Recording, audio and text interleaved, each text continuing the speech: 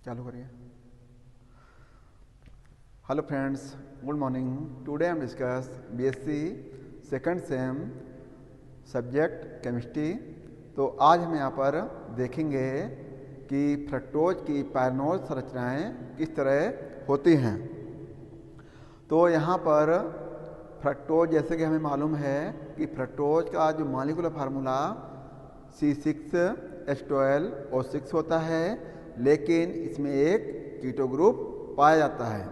उस keto group की presence के कारण इसमें अलग अलग संरचनाएं प्राप्त होती हैं। वो हम यहाँ पर देखेंगे कि जो डी फ्रक्टोज की पायरनोज संरचनाएं हैं, उसमें फ्रक्टोज की चक्रीय संरचना एक अंतराणु। कहने वाला ये है कि जो हमारा फ्रक्टोज का मॉलिक्यूल है उसके अंदर एक ही मॉलिक्यूल है, उसके अंदर उसी को बोलेंगे हम अंतराणु। तो अंतराणु हेमिकीटल के निर्माण द्वारा निर्मित मानी जाती हैं। हेमिकीटल के बनने में कार्बन 6 परमाणु पर उपस्थित OH ग्रुप, तो जो कार्बन हमारा 6 है उसके OH ग्रुप और C2 स्थान पर उपस्थित कीटो ग्रुप से सहयोग करता है। कहने का मतलब ये है कि C6 परमाणु पर उपस्थित OH ग्रुप और C2 स्थान पर उपस्थित कीटो ग्रुप, तो जो कीटो ग्रुप है हमारा, इससे सहयोग करता है, मिलता है, जिसके फलस्वरूप एक 6 सदस्यीय 6 मेंबर्ड रिंग बनती है, यहाँ पर बनती है। तो जैसे कि हमने यहाँ पर लिया है, ये एक हमने अल्फा डी फ्रक्टोज की संरचना यहाँ पर है। कहने मतलब ये है कि कार्बन 6 एटम पर उपस्थित OH ग्रुप और C2 परमाणु पर जो कीटो ग्रुप होता है, उनके आपस में मिलने से एक 6 रिंग या 6 मेंबर्ड रिंग प्राप्त होती है। उसके जो हमारा मतलब कि फ्रक्टोज है उसमें 2 संरचनाएं बनती हैं, जिसकी एसिमेट्रिक स्ट्रक्चर बनेंगे, जिसमें पहला है यहाँ पर अल्फा डी फ्रक्टोज और दूसरा है बीटा डी फ्रक्टोज। तो अल्फा डी फ्रक्टोज है, उसमें क्या है कि देखिए यहाँ पर अल्फा हमने इसको क्यों लिया है, क्योंकि अल्फा में जो हमारा OH ग्रुप है, अल्फा में जो हमारा OH ग्रुप है वो राइट हैंड साइड में दिया हुआ है। तो ये अल्फा पोजीशन है और OH ग्रुप C2 पर राइट हैंड साइड में जुड़ा हुआ है, जिससे कि यहाँ पर हमने इसको लिया है अल्फा डी फ्रक्टोज। और इसमें कार्बन की जो संख्या है वो कितनी होगी, देखिए 1 2 3 4 5 6 कार्बन है। और 6 कार्बन में जैसे कि हमने लिखा भी है यहाँ पर कि C6 में उपस्थित OH, तो जो C6 है उसमें OH है और C2 कार्बन से, तो ये एक 6 मेंबर्ड रिंग बनी, जिसको हमने बोला अल्फा डी फ्रक्टोज। तो जो अल्फा डी फ्रक्टोज है, एक तो एसिमेट्रिक पोजीशन ये बनी, दूसरी संरचना इसमें बीटा डी फ्रक्टोज की है, तो वो हम देखते हैं यहाँ पर।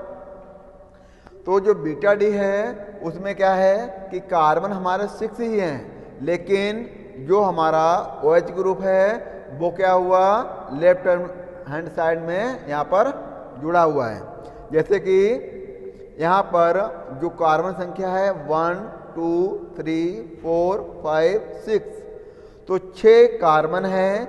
6 कार्बन से, जबकि C2 मतलब कि कार्बन इसमें सेकंड वाला और 6 वाले में ही ये रिंग बन रही है, मतलब कि O जुड़ रहा है। और जबकि जो OH ग्रुप है वो यहाँ पर सेकंड नंबर पर लेफ्ट हैंड साइड में जुड़ा हुआ है, इसलिए इसको हम लिखेंगे beta D fructose, beta D fructose. ये बीटा डी फ्रक्टोज बना। तो ये अल्फा डी फ्रक्टोज और ये बीटा डी फ्रक्टोज, दो संरचनाएं एसिमेट्रिक पोजीशन की बनी। अब इन जो संरचनाएं हैं उनको और अच्छे तरीके से समझाने के लिए हावर्थ जो थे साइंटिस्ट थे, उन्होंने दो पायरनोड संरचनाएं यहाँ पर दी। ये दोनों पायरनोड संरचनाएं ये हैं अल्फा डी फ्रक्टोज और बीटा डी फ्रक्टोज। तो अल्फा डी फ्रक्टोज में यहाँ पर हम देखते हैं कि जो अल्फा डी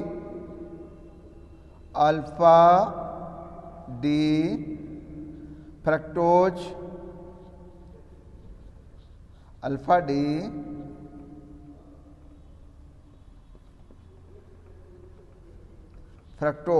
तो अल्फा डी फ्रक्टोज में यहाँ पर देखिए नंबर तो वही वैसे ही चला कि 1 2 3 4 5 6, लेकिन क्या है कि यहाँ पर अल्फा कहने वाली ये है कि जो हमारा यहाँ पर राइट हैंड साइड में था OH वो नीचे की ओर आ गया यहाँ पर, और जब नीचे आया तो इसको हमने क्या लिख दिया यहाँ पर अल्फा। ये हमारा अल्फा पोजीशन पे जुड़ा हुआ है, ये अल्फा है तो अल्फा डी फ्रक्टोज, और ये अल्फा डी फ्रक्टोज की पायरनोड संरचनाएं हैं, और ये है बीटा डी, ये बीटा डी फ्रक्टोज।